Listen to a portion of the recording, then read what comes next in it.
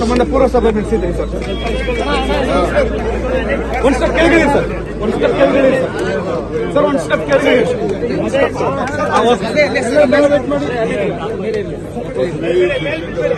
Mobile ತಗೋಣ sir.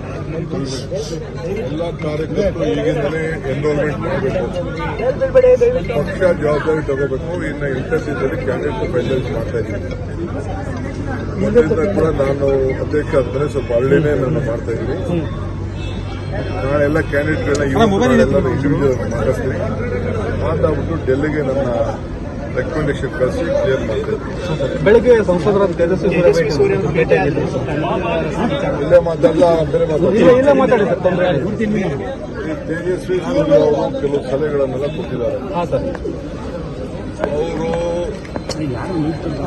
ಅವ್ರೇನು ಹೇಳ್ತಾ ಇದ್ದಾರೆ ಅಂದ್ರೆ, ಈ ಟನಲ್ ಅಲ್ಲಿ ಕಾರ್ ತಗೊಂಡ್ರು ಮಾತ್ರ ಉಪಯೋಗಿಸಿದ ಅಂದ್ರೆ ಮೆಟ್ರೋನು ಬರಬೇಕು ಅಂತ ಹೇಳ್ತಾ ಇದ್ದಾರೆ.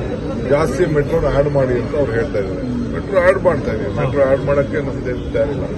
ಸೆಂಟ್ರಲ್ ಗೌರ್ಮೆಂಟ್ ಇಂದ 10% 12% ಅದಕ್ಕೆ ಅವ್ರೇನು ಮಾತಾಡ್ತಾ ಇದ್ದಾರೆ. ಅವರು ಕೆಲವು ಏನೋ ಸಜೆಷನ್ ಕೊಟ್ಟಿದ್ದಾರೆ, ಅದನ್ನೆಲ್ಲ ನನ್ನ ಆಫೀಸರ್ಸ್ ಕೊಡ್ತೀನಿ. ಆಫೀಸರ್ಸ್ ಕೊಟ್ಟು ಮಾಡ್ತೀನಿ.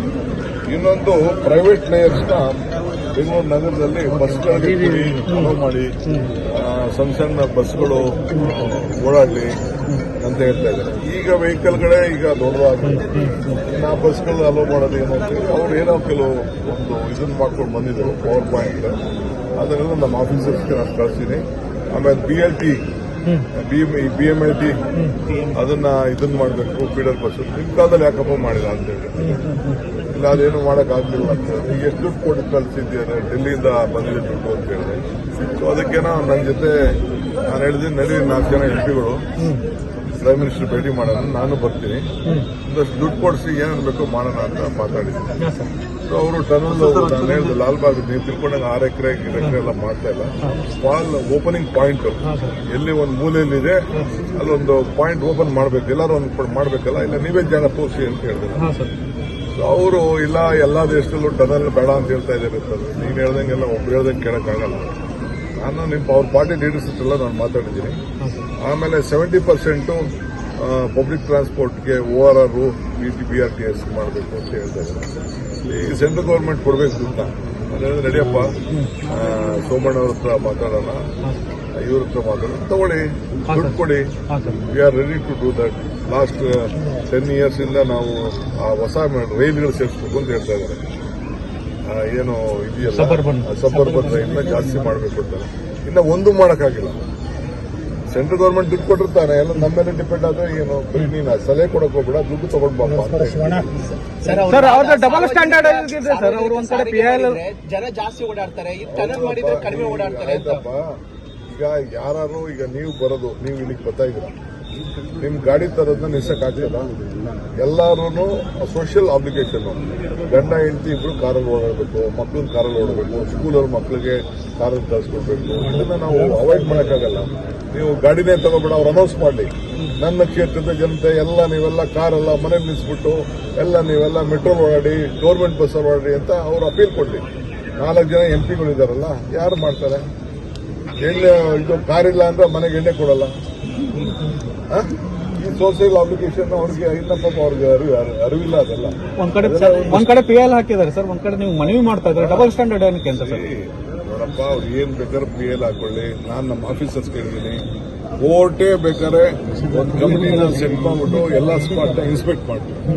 ನಾನೇನಾದ್ರು ತಪ್ಪು ಮಾಡಿದ್ರೆ, ನಮ್ಮ ಆಫೀಸರ್ ತಪ್ಪು ಮಾಡಿದ್ರೆ, still we are ready to relook.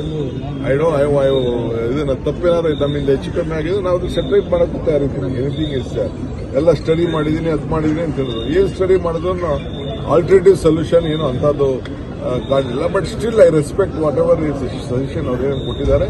ನಮ್ಮ ಆಫೀಸರ್ಸ್ ಕೊಟ್ಬಿಟ್ಟು ಎಕ್ಸಾಮಿನ್ ಮಾಡಿ ಅವ್ರು ಮಾತಾಡ್ತಾರೆ. ಹಿಂದೆ ಸಂಸದ ತೇಜಸ್ವಿ ಖಾಲಿ ಟ್ರಂಕ್ ಅಂತ ಕರೆದಿದ್ರಿ. ಖಾಲಿ ಟ್ರಂಕ್ ದುಡ್ಡಪ್ಪ, ದುಡ್ಡು ಕೊಡ್ಬೇಕು. ಬರೀ ಮಾತು ಟ್ವೀಟ್ ಮಾಡೋದಾಗುದಿಲ್ಲ. ಹೋಗ್ಬೇಕು, ಪ್ರೈಮ್ ಮಿನಿಸ್ಟರ್ ದುಡ್ಡು ಕೊಡಿಸ್ಬೇಕು.